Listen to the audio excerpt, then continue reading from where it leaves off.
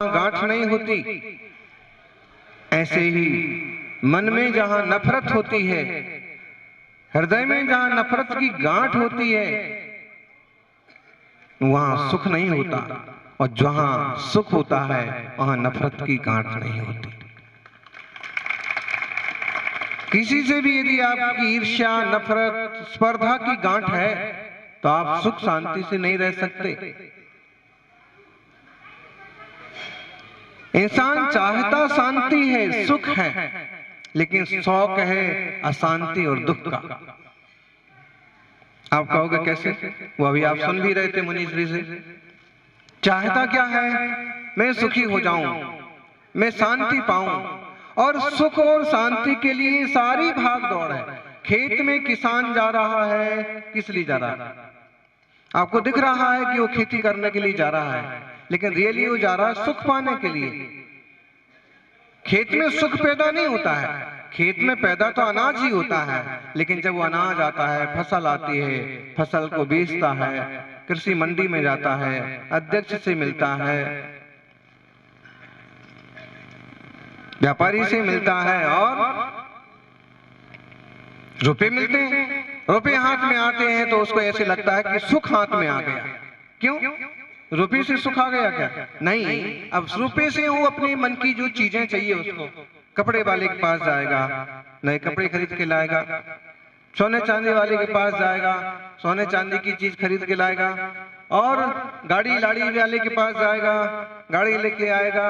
लाड़ी नहीं है तो समाज में व्यवस्था करेगा, लाड़ी लेके आएगा, और वो सब ऐसे कुछ इकट्ठा करेगा। खेत में जाने वाला भी सुख चाह रहा है, और ये जो अब इतना उपद्रव कर रहा है, इस दुकान पर जाना, इस दुकान पर जाना, इससे मिलना, उससे मिलना, ये छोकरी देखना, वो छोकरी देखना है। कभी यहाँ मान नहीं हुआ, कभी यहाँ अपमान हो गया, कभी उसने मना कर दिया, कभी उसने मना कर दिया, फिर भी लगा है। क्या के लिए लगा है? सुख के लिए।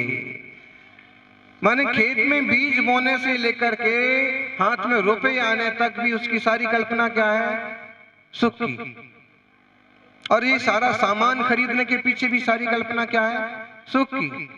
अब फर्नीचर और आ गया, बढ़िया गर्मी आ रही है और एक एसी भी खरीद लिया, और बढ़िया से गाड़ी की जरूरत थी तो एक गाड़ी भी खरीद ली। लाड़ी तो अपने देश में अभी ये जमाना हो गया कि पहले आपके पास गाड़ी हो,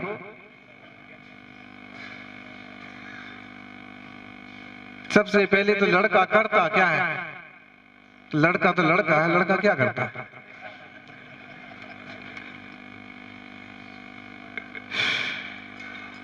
लेकिन ये भी पूछा इसलिए जाता है कि लड़का करता क्या है।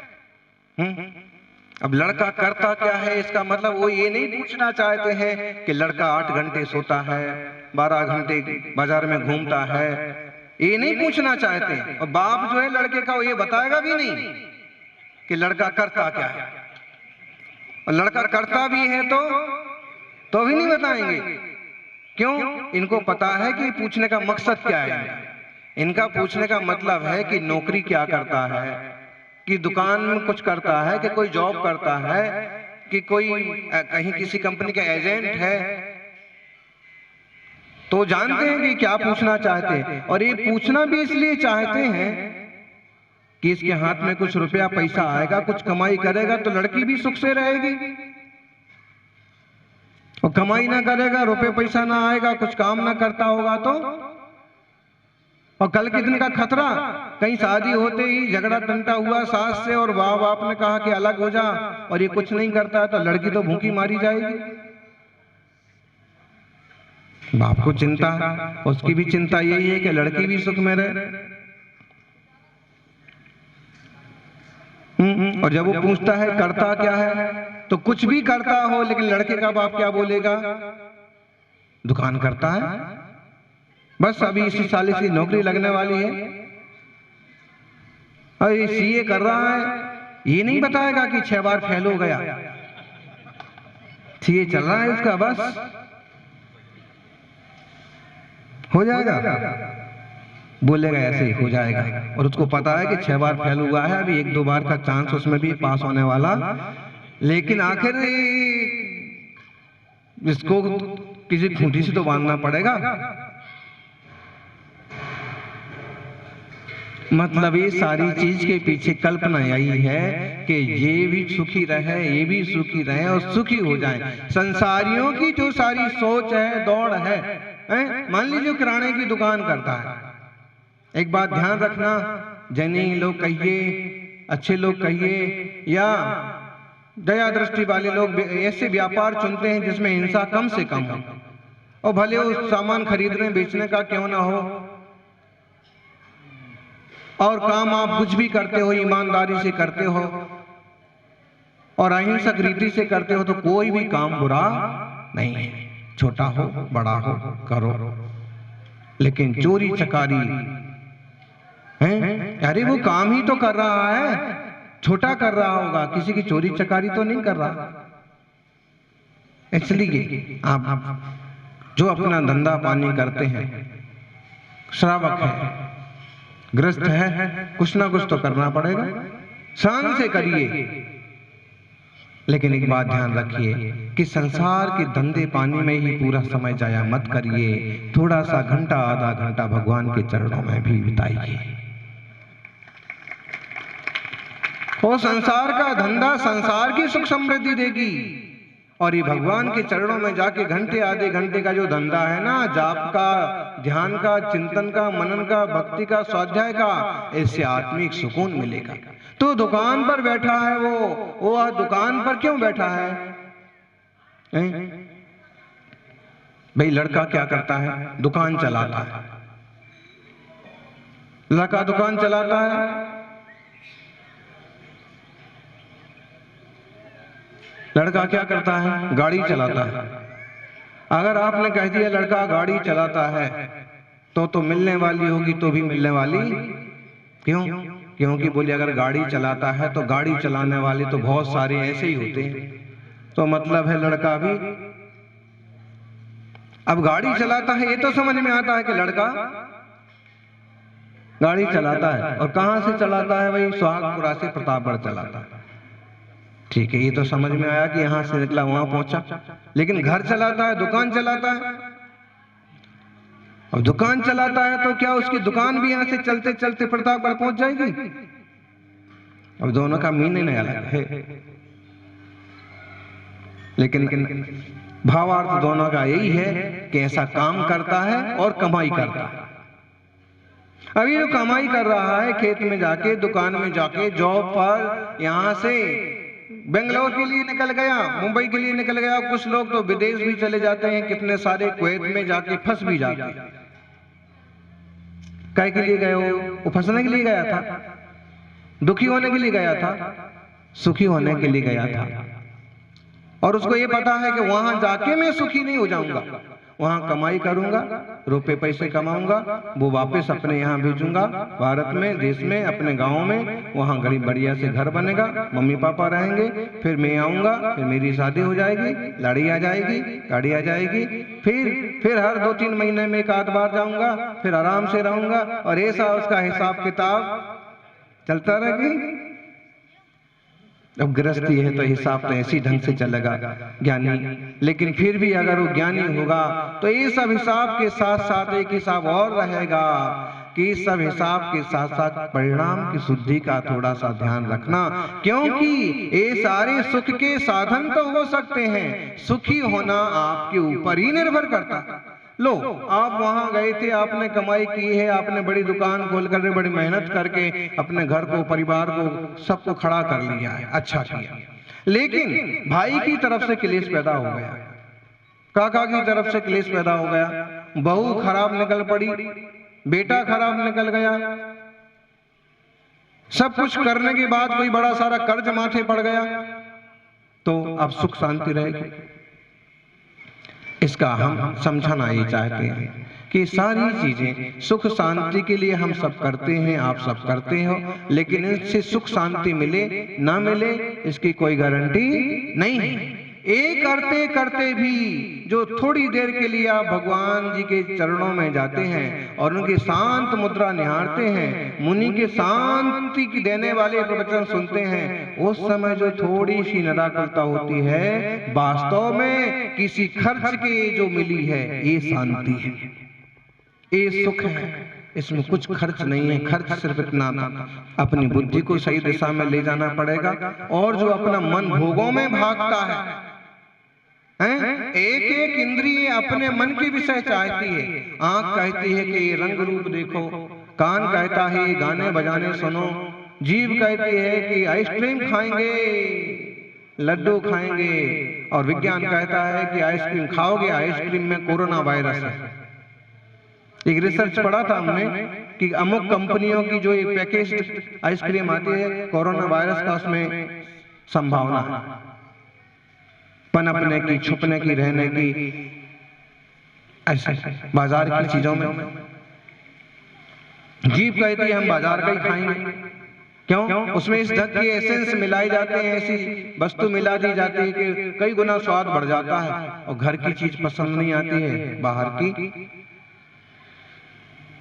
और जिसको घर की पसंद नहीं आती है, बाहर की पसंद आने लगती है, उसको फिर कष्ट के अलावा कुछ भी हाथ लगता नहीं है। क्यों? यहाँ से भी कट जाता है, लोग यहाँ से भी कट जाते हैं, और वहां का उसको फिर बाद में परिणाम खुटा आने लगता है, नुकसानदायक आने लगता है।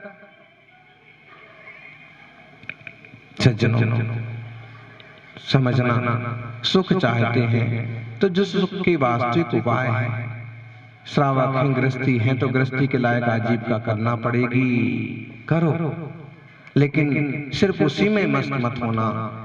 रोज आधा घंटा निकालो। कुछ नहीं आता है तो प्रभु की शांत मुद्रा, शांत चेहरे को निहारो, और उस चेहरे को देखने से आपको मालूम पड़ेगा कि शांति और सुकून तो इस तरह की मुद्रा में है। और इस तरह की मुद्रा मुनिराजों की होती है। इस तरह की मुद्रा 5 मिनट के लिए मैं भी बना के बैठूं, शांत निराकुल होके बैठूं, और मंदिर में भी आकर के वही मैं एक कांक्षा ही करता रहूं कि भगवान ये मिल जाए, भगवान ये मिल जाए, भगवान ये मिल जाए, भगवान वो मिल जाए, भगवान। अरे भगवान तो ठीक है, अगर यही सब मिलने जुलने में ही सुख होता तो भगवान ये छोड़ते, भगवान वो छोड़ते, भगवान सब छोड़ते। क्यों छोड़ते? बोलो ज्ञानी। क्योंकि उन सब वस्तुओं में और माहौल में वास्तविक आत्मिक सुख नहीं है। देखना, अब आप कहोगे कि फिर सुख है कहाँ, कैसे है? हमें हमारे सुख को आप झूठा सिद्ध करते हो। असली सुख हमने कभी चखा ही नहीं है, उसका कोई रास्ता पता नहीं है। हमने इतनी मेहनत करके इतना बड़ा घर बनाया, प्रतापगढ़ में बनाया, अब आप कहते हो सब झूठा है। ज्ञानी, झूठा तो कुछ नहीं है, झूठा तो कुछ नहीं है, क्योंकि वो भी एक तरह से पुद्गल की रचना है, अपनी जगह ठीक है। आप उसमें रह रहे, वो अपनी जगह ठीक है। आपको उसके छाया में, उसके घर में रहने से अच्छे से थोड़ा सा सुकून मिलता है, इस अपेक्षा से वो ठीक भी है, सत्य भी है। लेकिन झूठ इसलिए कह देते हैं कि इन सबों की एक मर्यादा है। कल के दिन हमें जो आज अच्छा लग रहा, कल वो अच्छा नहीं लगेगा। चीजें बदलती हैं। पड़ोस में आके किसी ने उससे और थोड़ा ऊंचा और सुंदर बना लिया तो हमें अपना ही फीका लगने लगता है, यार कुछ ऐसे पहले था नहीं, ये बात नहीं बना। इस अपेक्षा से ये सब की झूठा है, क्योंकि सब छूट जाने वाला है, रह जाने वाला है, बदल जाने वाला है, मन से उतर जाने वाला है। फिर सच्चा क्या है? तो ये सब में रहता हुआ भी ज्ञानी सच्चे को पहचानता है कि जैसे निराकुल जीवन है मुनिराज का, जैसे निराकुल जीवन है भगवान की शांत मुद्रा का। मूर्ति नहीं बना दी है वैसे कि बोले कारीगर को पैसे दिए और कहा ऐसी बढ़िया आंख बना दो, बढ़िया कान बना दो, बढ़िया शांत मूर्ति बना दो। तो मूर्ति अकेली वैसे नहीं बना दी। मूर्ति तो वैसे तब बना दी जब मूर्तिमान भगवान सचमुच में वैसे थे। जहां यूं बैठते थे, महावीर स्वामी कहते हैं शेर और गाय एक घाट पर पानी पीते थे। जंगली जानवर भी एक दूसरे से प्रेम करते थे, हमला नहीं करते थे। मतलब कितना प्योर और सॉफ्ट और शांत जीवन होगा।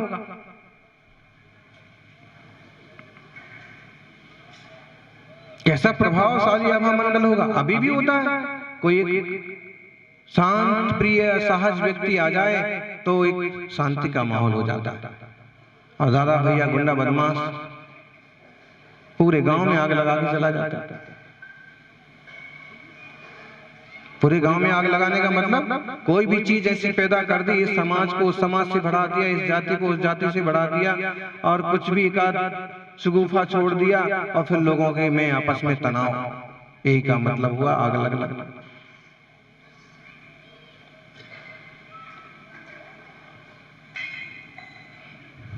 यानी अपने को तो कभी ऐसा काम करना ही नहीं कि कोई दुख में और संकट में पड़े, लेकिन स्वयं भी ऐसे प्रशस्त मार्ग से चलना, ऐसे शांति के मार्ग से चलना।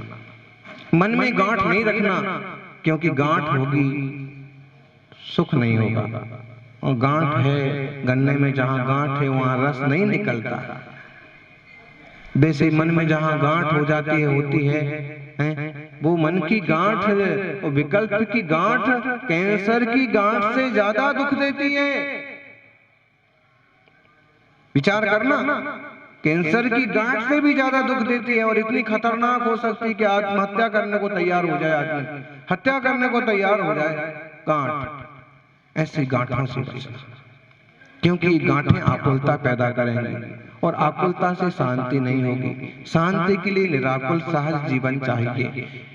इंद्रिय विषयों का जितना योग्य उचित जरूरी उपयोग है उतना तो आपको करना होगा, लेकिन वह ही उपादेय है, वह ही कल्याणकारी है, इस धारणा को छोड़ना होगा।